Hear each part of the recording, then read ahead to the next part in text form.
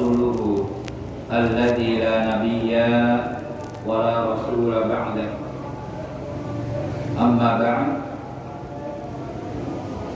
Hadirin wal hadirat, ikhwat iman yang senantiasa dirahmati Allah Subhanahu wa taala.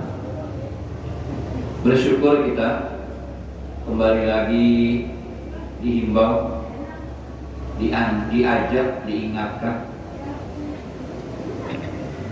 kita semua ini yang hadir khususnya di tempat yang insya Allah muliakan. Kita ini diberikan nikmat oleh Allah Subhanahu wa taala dengan berbagai macam karunia-karunia yang kita rasakan. Oleh karenanya nikmat-nikmat itu hendaknya kita buktikan. Dengan cara bagaimana membuktikannya? Setelah kita merasakan nikmat-nikmat karunia Allah tadi, kita wujudkan, kita buktikan dengan rasa syukur. Syukur yang pertama, satu, meyakini segala nikmat dari Allah dan pasti akan kembali kepada Allah. Yang kedua, diucapkan dengan lisan dengan kalimat alhamdulillah. Dan terakhir, yaitu yang ketiga, sebuah aplikasi pengamalan dalam bentuk pengabdian kita kepada Allah Subhanahu wa taala. Tandanya orang yang tahu syukur. Ini malam hari ini kita tahu syukur nih. Dikasih nikmat gak lupa sholat, tepat waktu. Dan ini kan perkara yang afdol nih. Pernah ditanya oleh sahabat pada Rasulullah, amalan apa yang paling afdol? As-sholatu fi awali waktiha. Sholat tepat waktu yang paling afdol. Nah ini pengamalan dalam bentuk pengabdian kita kepada Allah malam hari ini. Dan kemudian yang selanjutnya, ini masih malam Ramadan. Seperti yang kita tahu, ya malam ini malam terakhir. Mengganjil juga, walaupun dari Muhammadiyah, karena sudah malam genap. Nah kita manfaatkan di terakhir. Ini kalau boleh dibilang nih malam ini malam final gitu loh. Final. Siapa yang juara mengisi qiyam Ramadan, siapa yang mampu mengisi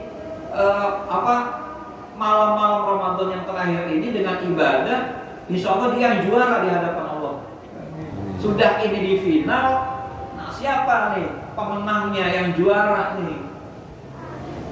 Itu. Makanya kegembiraan, kebahagiaan batiniyah itu nggak bisa diukur dengan materi. Sekarang boleh tanya, silahkan Bapak Ibu cek malam terakhir ini yang umat Islam ya, lebih banyak ada di masjid, ada di musola, atau mereka lebih banyak di jalan-jalan atau di rumah? Coba kita perhatikan. Lalu apa yang mereka sibukkan? Urusan akhirat, urusan ibadah, amal soleh, atau duniawi mereka? Kebiasaan itu. Kebiasaan umat Islam di Indonesia itu justru malam-malam terakhir Ramadan dia tidak menyibukkan diri dengan rasa takut ya kepada Allah, khawatir kepada Allah, apakah umurnya itu di tahun depan dipertemukan lagi dengan Ramadan. Jadi kegembiraan mereka di akhir Ramadan justru yang bersifat duniawi. Sibuk belanja, seneng tuh, nggak ada belanja yang nangis, nggak ada Pak, Bu. Nggak ada gitu lagi belanja netesin air mata gitu ya. Abangnya ya tukang baju, ya. Singkohnya tukang emas, ya. Si incinya tukang apa lagi?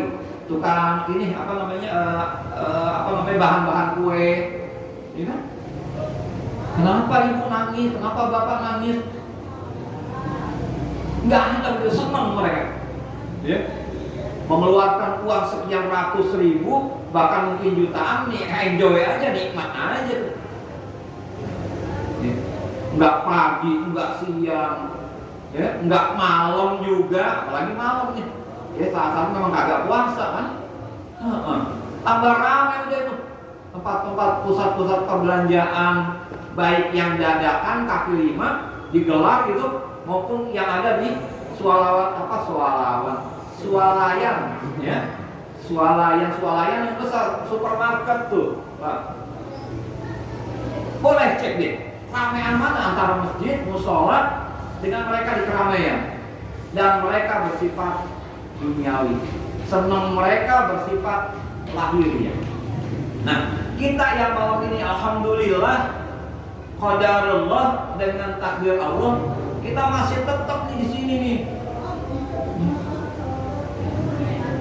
Ini kalau boleh dibilang tempatnya musola ya, Pak ya. Betul ya, Adi ya. Musola ini berada di sini. Dan inilah merupakan sebuah kegembiraan, kebahagiaan, ya.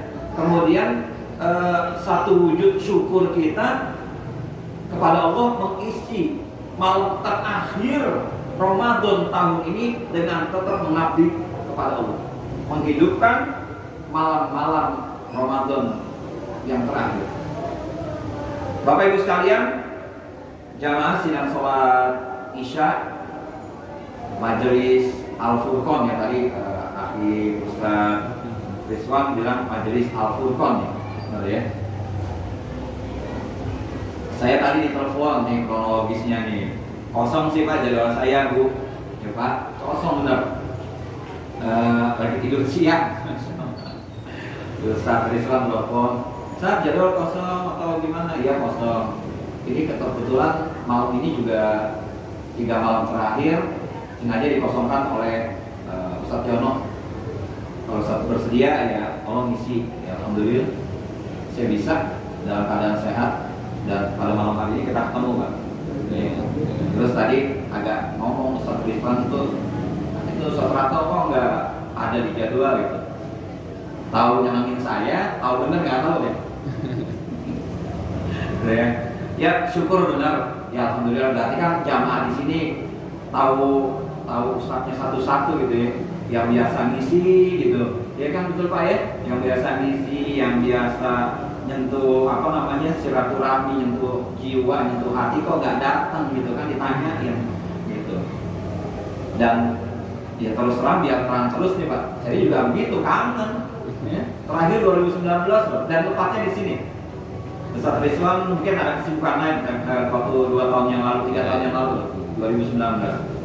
Dalam keadaan hujan waktu itu ya, saya taruh sama bapak nih, beliau kan ke atas tadi ke atas.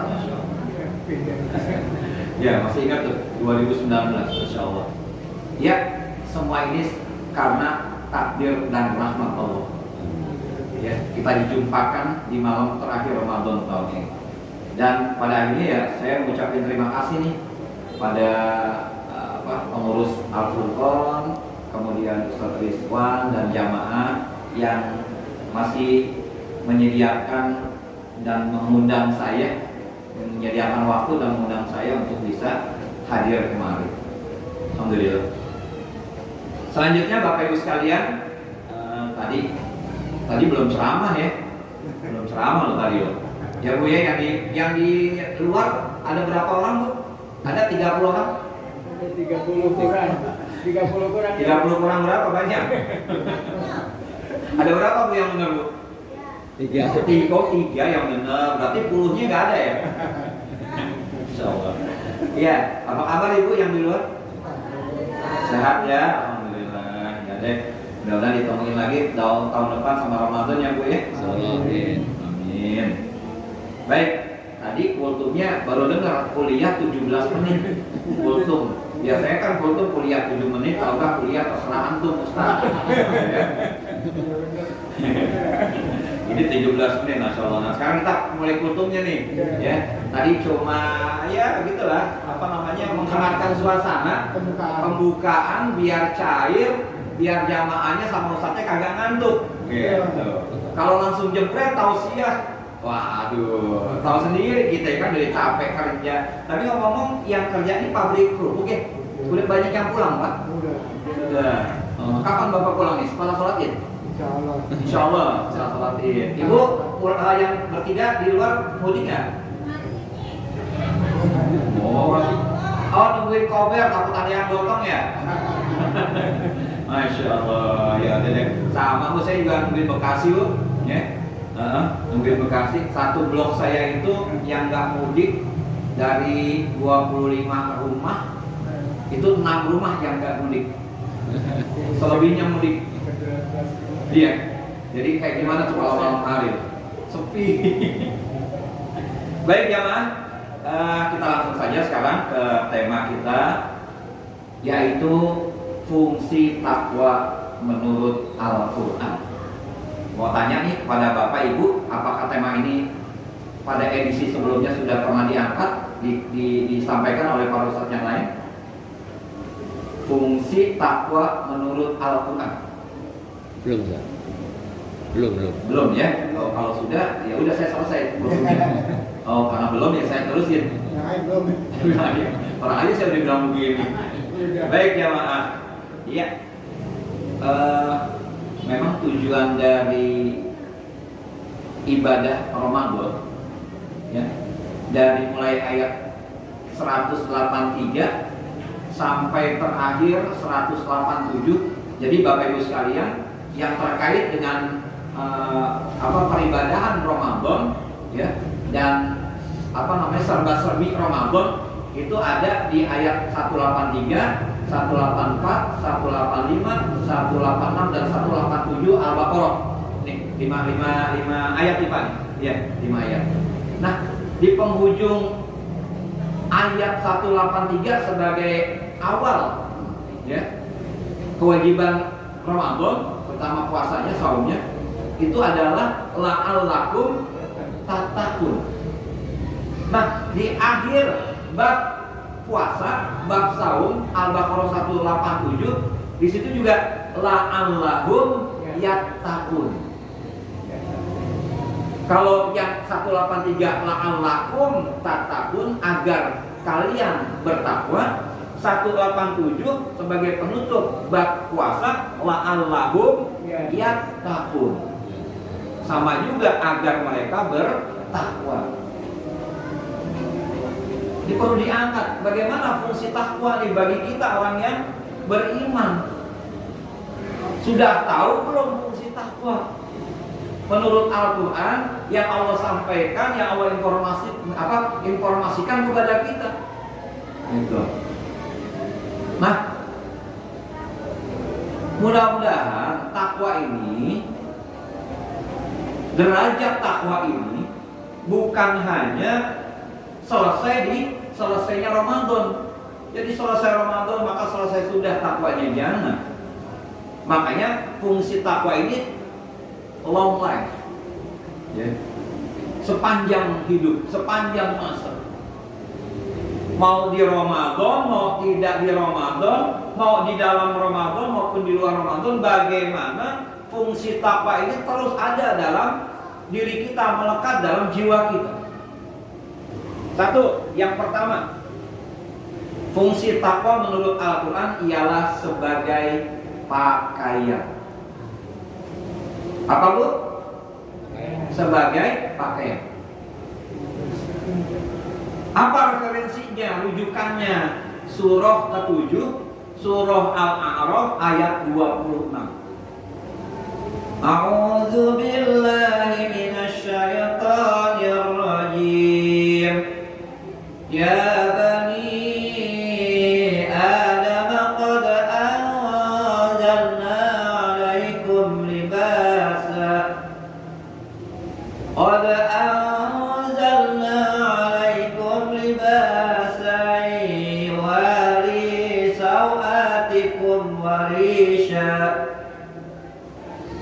libasut taqwa dzalika khair. Dzalika min ayatillahi la'allahum yadhakkarun. Insyaallah. Ya, artinya wahai Bani Adam. Siapa ini Bani Adam? Kita, manusia. Wahai anak cucu Adam. Siapa ya? Kita manusia. Kata Allah, qad anzalna 'alaikum. Sungguh telah kami turunkan, sungguh telah kami sediakan untuk kalian libasa, pakaian. Jadi bukan berarti Allah turunkan dari langit bentuknya baju, celana, ya, jilbab, baju kurung, apalagi kaos kaki, jaket, sweater, bukan. Sudah Allah sediakan terhampar di muka bumi, ya, untuk kebutuhan manusia. Ada kapas, ya, dan sebagainya lah. Yang kita tahu kan untuk pembuatan pakaian itu dari kapas. Sediakan oleh Allah. Nah, tinggal ilmunya antum a'lamu bi umuri dunyakum, kata Rasulullah. Kalianlah yang tahu tentang urusan dunia kalian, bagaimana bikin peci, bagaimana bikin kopiah, bagaimana bikin jilbab, bagaimana bikin baju kurung, baju muslim, muslimah, baju koko, baju kiki, ya, terserah deh. Ya. Bikin kaos kaki, sarung tangan, antum yang tahu, itu urusan dunia. Tuh, ya. Dengan ilmu-ilmu teknologinya, dengan ilmu-ilmu kecanggihan dunia kalian, antum tahu. Tuh. Ya. Libas pakaian. Terus selanjutnya apa? Nah, yang dimaksud pakaian di sini adalah pakaian jasmania, pakaian lahiriah, Bapak Ibu sekalian. Kita belum yang disebut dengan pakaian takwa nih, belum nih. Nah, pakaian jasmania, Bapak Ibu, menurut Al-Quran kata Allah sebagai apa? Yuwari sau'atikum. Ini yang pertama. Pokok dari pakaian lahiriah adalah untuk menutupi aurat-aurat antum, untuk menutupi aurat-aurat kalian. Ini tujuannya. Jadi bukan model dulu, jadi bukan fashion dulu, bukan lifestyle atau gaya hidup dulu, bukan. Tujuan Allah menciptakan dan memberikan pakaian, menyediakan pakaian buat kita adalah menutup aurat. Laki mah sederhana, dari pusat, ya, dari bojong sampai dengkul atau lutut, dah selesai. Nah, yang lebih harus ditutup adalah kaum wanita, ya Bu ya, kaum wanita. Nah, ya, jangan dibilang ribet, ingat, ini perintah Allah. Jangan dibilang ribet, jangan dibilang berat. Gak ada yang berat, yang bikin berat tuh, yang bikin ribet tuh nafsu kita. Perintah Allah itu mudah, yang bikin sulit, yang bikin susah tuh nafsu kita. Tuh, ya. Perempuan bagaimana menutup auratnya? Seluruh tubuh tertutupi kecuali wajah dan kedua telapak tangan. Tuh, yang boleh diperlihatkan. Aurat, perhatikan. Tapi yang masih agak janggal itu masih ada wanita keluar rumah, ya, keluar rumah yang semuanya sudah menutup aurat, cuma kaki belum pakai kaos kaki. Tuh, itu hal sepele ya Pak, Bu, hal sepele. Tapi kaki wanita itu adalah aurat loh. Ini yang terkadang suka agak terlupakan oleh kaum wanita, oleh akhwat. Dia pakai jilbab, dia pakai baju kurung, baju longgar ya, long dress gitu ya. Tidak ketat memang, ya, tidak ngepres memang, ya, tidak transparan memang. Ketika lihat ke bawah, dia kelihatan kakinya. Tuh. Nah, jadi perhatian nih buat istri-istri kita dan anak-anak putri kita yang sudah akhir balik. Keluar rumah, kaos kaki. Ya, kembali lagi, jangan bilang ribet, ya, jangan bilang ribet, jangan bilang nyusahin, jangan. Itu kata nafsu kita. Kalau kita menganggap itu mudah dan enteng, maka Allah akan berikan kemudahan buat kita. Gitu. Lanjut ya. Lanjut. Nah selanjutnya ini apa? Setelah tutup aurat, baru nih warisha sebagai lifestyle, gaya, model terserah. Kalau dulu ya kaum mudik ya, akhwat nganggap bahwa pakai jilbab itu kuno, pakaiannya nenek-nenek, pakaiannya mama, gitu ya. Pakai jilbab itu terkesan tua dulu. Tapi dengan perkembangan zaman dan waktu, lihat muncul berjamur tuh, berjamur kayak apa aja, menjamur maksudnya, berjamur, nyakit dong ya, luka tua. Iya, baik Pak Bu, menjamur yang namanya desainer muslimah. Mau model apa aja ibu ya, kaum wanita akhwat, beli jilbab, beli baju kurung, beli baju muslimah, mau model apa silakan ke butiku apa itu apa namanya, betul kan, butiku itu apa itu tulisannya? Oh butik ya, oh bacanya butik, ya Allah, oh saya salah baca ya, salah baca, oh nah situ dulu ya. Ada lagi yang terkenal Robbani tuh, ya kan, pakaian muslimah Robbani itu terkenal tuh, terkenal ya, modelnya terkenal mahalnya juga, kayak harga nggak mau bohongin emang bener, ya masya Allah. Tuh silakan mau pilih yang mana, gak kalah saing dengan yang mempertontonkan aurat orang-orang desainer Eropa tuh, ya kan?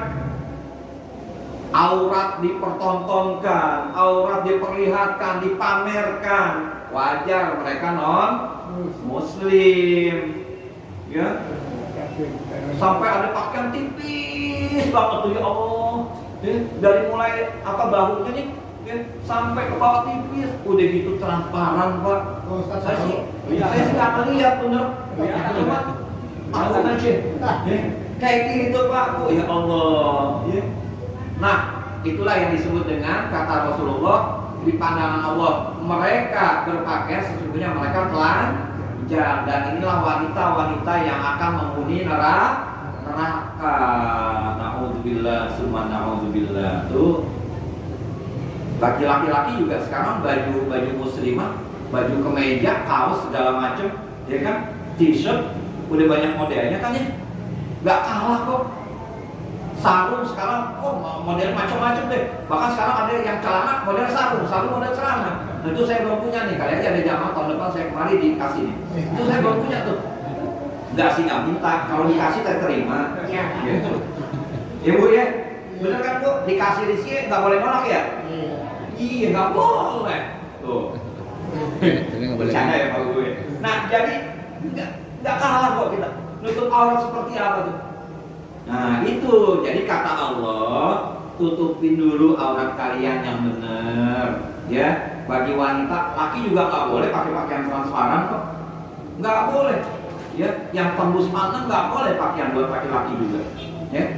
Nah barulah setelah kalian nutup aurat, model terserah deh, mau bagaimana, gayanya mau kayak gimana, ya kan? Mau salur-salur, mau batik, ya. Mau garis-garisnya tebel, mau garisnya tipis, mau yang kecil garisnya, mau yang besar, terserah antum yang tahu deh. Nah baru nih jamaah, walibasut taqwa dzalika khair, kata Allah. Dan pakaian takwa itulah yang terbaik. Apa yang dimaksud pakaian takwa di sini? Ditafsirkan oleh Ibnu Abbas radhiyallahu anhu. Beliau mengatakan bahwa yang dimaksud dengan pakaian takwa ialah amalus sholihat, yaitu amal soleh. Buat apa punya wajah tampan, buat apa punya wajah cantik, tapi gak suka ibadah, jauh dari Allah, jauh daripada amal soleh. Buat apa? Berpakaian rapi, performanya menarik, penampilannya aduhai, buat apa? Kalau nggak mau ibadah, kalau nggak mau menyembah Allah, untuk apa? Ya? Gagah-gagah nggak puasa, bahenol nggak puasa, mana bahenol tuh? Ya pokoknya begitulah, cantik nggak puasa.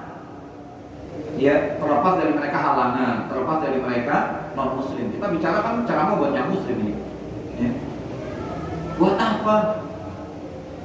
Makanya benar yang dimaksud dengan pakaian takwa itu adalah amal soleh.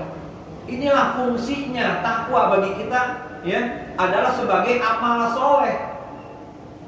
Pakaian takwa itu di mana? Hahuna, kata Rasulullah. Takwa itu di sini nih, di hati, hati. Takwa itu di jiwa, takwa itu di kolbu. Ini jangan sampai telanjang nih ruh kita. Kalau tadi mah pakaian rohani, lahiriah. Kalau takwa itu pakaian rohaniyah, pakaian batiniyah. Kita punya uang banyak, mampu beli pakaian yang mahal, berjuta-juta, ratusan juta, mungkin juga puluhan juta mampu. Ruhani kita, jiwa kita telanjang, mohon maaf. Dalam arti apa? Jauh daripada Allah.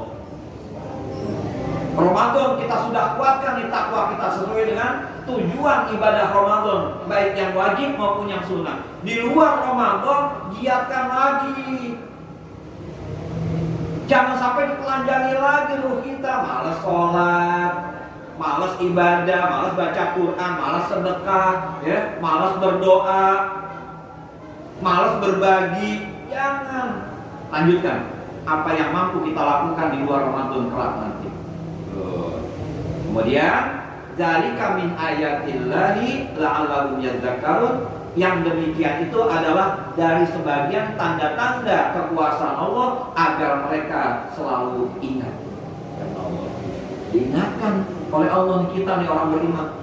La'allahum yadzakkarun, supaya mereka selalu diingatkan, selalu mengingat tentang yang namanya apa tadi? Pakaian takwa. Berupa apa? Amal soleh, amal ibadah kita. Ya, yang itu senantiasa menutupi jiwa kita, yang akan memberikan pakaian kehangatan, pakaian kesejukan, melindungi jiwa kita dari sesuatu yang kotor, yaitu dosa. Alhamdulillah. Yang terakhir, ibu bapak, yang kedua, fungsi takwa menurut Al-Quran yang Allah informasikan kepada kita ialah sebagai bekal. Nggak kalah penting. Rujukannya apa? Surah Al-Baqarah 197. Di penghujung ayat itu Allah nyatakan, mungkin ayat ini sudah tenar di telinga kita. A'udzubillahi minasyaitonirrajim. Wa tazawwadu fa inna khairaz zadit taqwa wattaquni ya ulil albab. Al-ayat. Nih kata Allah nih. Wa tazawwadu, maka berbekalah kalian. Ini musim mudik udah dibolehin ya. Musim pulkam ya Bu, pulang kampung. Dibayangin mudik pulang kampung tanpa bekal, encok gak? Gempor gak? Ngajak anak sama istri jalan kaki ke Cirebon dari Jakarta. Kok gak bawa apa-apa? Udah cukup lillahi ta'ala katanya. Ntar juga ada yang nolong. Kesian anaknya, kesian bininya. Jalan jauh, gak naik kendaraan, jalan kaki, gak bawa bekal. Duh, sengsara gak? Sengsara. Bikin keluarga menderita gak? Menderita. Dunia loh. Dibayangin, di dunia saja mau kemana kita tanpa bekal, menderita kita. Buat diri kita malah sengsara, bahkan bisa mati bunuh diri karena stres, nggak punya apa-apa. Banyak kan orang yang nggak punya apa-apa ya Bu, ya Pak, mereka bunuh diri. Berapa tahun yang lalu, ini non muslim sih, kemudian orang keturunan Tionghoa, di Cirebon apa di mana gitu ya, di kamar hotel itu dari mulai ayah, iya betul ayah, ibunya sama 3 anaknya itu mati bunuh diri. Kenapa? Kebanyakan utang. Tandanya apa? Udah ngebayar gak punya apa-apa. Nah itu tadi, gak punya apa-apa lagi untuk membayar utang, mereka akhirnya bunuh diri. Mereka bunuh diri, satu keluarga. Merasakan sengsaranya gak punya apa-apa di dunia, sampai harus apa? Mengakhiri hidupnya dengan cara bunuh diri. Jadi ayo kata Allah, watazawwadu, berbekalah kalian ya, untuk mencukupi hidup kalian, untuk memenuhi kebutuhan kalian. Jadi yang namanya kebutuhan itu bukan menurut kemauan, tapi menurut kemampuan. Ya Bu ya. Nih, jangan bersifat konsumeris. Melihat tetangga belanja ini, punya ini, pengen. Ingat, hidup yang bikin bahagia itu kita sendiri, bukan menurut penilaian orang lain. Ya kita mampunya begini ya begini. Ada lagi, hidup itu, kebutuhan itu harus menurut kemampuan, bukan menurut kemampuan. Maunya sih banyak, tapi mampu nggak kita? Akhirnya apa? Dipaksa-paksa ngutang kemana? Ke rentenir, ke bank konvensional. Nggak ada orang bank sih. Itu kan ada riba akhirnya. Mohon maaf, kecekek kita ditolongin, tapi leher kita dicekek. Gimana Pak? Ibarat burung dilepas tapi kakinya diikat. Iya, nggak bisa menikmati terbangnya ya Pak ya. Diikat kakinya. Tuh, Allah ya. Ayo silakan berbekallah kalian untuk kehidupan kalian di dunia. Ya, untuk rumah tangga kalian persiapkan, untuk urusan sekolah anak persiapkan. Kan maksudnya gitu, nabung. Ya, bagi kita kaum laki-laki, kaum bapak, kaum suami, ya cari nafkah, bekerja. Ya, memenuhi kebutuhan diri dan keluarga itu berbekal. Antum lagi aklamu di dunia, aklamu di umuri duniaku.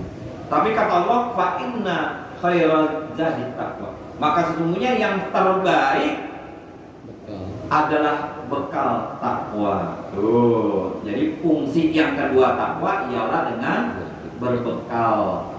Tuh, dengan perbekalan apa? Takwa.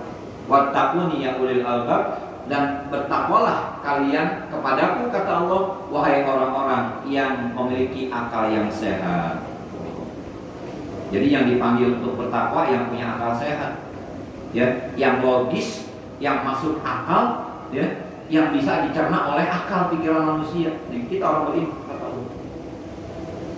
Bekal apa? Gak lain dan gak bukan iman dan amal soleh, Pak. Bu, bekal di sini bukan buat bekal dunia.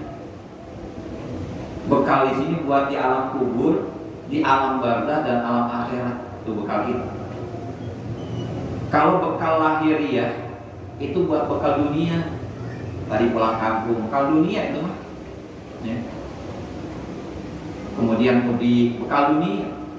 Takwa itu maksudnya bekal yang nanti kalian bawa untuk menyelamatkan diri kalian di alam barzah, di alam kubur, sampai dengan alam akhirat bertemu dengan Allah. Bisa dipahami jemaah? Bisa ya? Insya Allah. Sederhana ya penyampaiannya ya. Ini terakhir, betul-betul harus kita jadikan sebuah momentum yang memang terakhir. Ya, mudah-mudahan dengan fungsi takwa ini bisa membekali kita, ya, menjalani hidup kita dari mulai besok, ya, sampai dengan nanti berjumpa Ramadan lagi, jika Allah izinkan, jika Allah perkenankan. 1444 Hijriah tahun depan, di Ramadan tahun depan, ya, Allah pertemukan, Allah perjumpakan kita. Memang sekali lagi Bu, Pak, bahwa dunia ini tempatnya ujian. Kadang kita nggak sepenuhnya bisa maksimal taat kepada Allah ya. Ngaku aja deh. Setiap diri kita terkadang ada saja sandungan-sandungan batu ujian yang Allah terpakan kepada kita. Tapi paling tidak dengan kita diterpa ujian, ya ada batu ujian sebagai sandungan hidup kita, membuat kita makin bangkit, bukan membuat kita makin terpuruk dan terjatuh. Jangan. Ayo bangun. Setiap nabi pun, ya, setiap rasul pun diuji sama Allah, tapi tidak membuat mereka justru apa? Menjadi orang-orang yang berputus asa. Kita pun demikian. Jamaah, mungkin sudah lebih dari 17 menit nih, Ustaz Resman nih, ya. Bapak Ibu, ini penutup ya, kalau dilebihin sedikit ya nggak masalah ya. Ya, untung mudah-mudahan ya kita bisa dipertemukan lagi di bulan Ramadan. Saya kerja dua lagi ya sama Ustaz Jono. Sebenarnya bisa sih minta, nggak apa-apa, minta aja Ustaz. Ustaz ini sama Ustaz ini tolong cantumin gitu, boleh, nggak apa-apa. Banyak kok masjid-masjid yang kayak gitu, yang minta kepada Ustaz Jono atau kepada Ustaz yang bersangkutan, Ustaz antum ngisi di tanggal ini ya, bisa nggak? Bisa. Ya, Ustaznya nanti konfirmasi ke Ustaz Jono. Ustaz Jono, saya tanggal ini di masjid ini. Nah, oh jadi Ustaz ini di masjid, misalkan di mana, di Al-Furqan, oh sudah diminta ya. Ya udah, berarti nggak usah dijadwal lagi dari saya, ya dari Ustaz Jono, kan selesai. Gitu. Baik Bapak Ibu sekalian, terima kasih banyak atas segala perhatiannya, ya. Mudah-mudahan apa yang disampaikan berkenan, ya, dan bisa diterima di hati. Dan jikalau ada kata-kata saya, ya, ucapan saya yang kurang berkenan, mohon maaf ya Bapak Ibu ya. Saya juga manusia kok, Ustaz juga manusia yang nggak pernah luput dari salah dan dosa. Mohon maaf lahir batin Ibu Bapak sekalian. Terima kasih sekali lagi atas segala perhatiannya, dan ditutup dengan aqulu qouli hadza wa astaghfirullah li wa lakum. Rabbana atina fid dunya hasanah wa fil akhirati hasanah wa qina adzabannar. Assalamualaikum warahmatullahi wabarakatuh.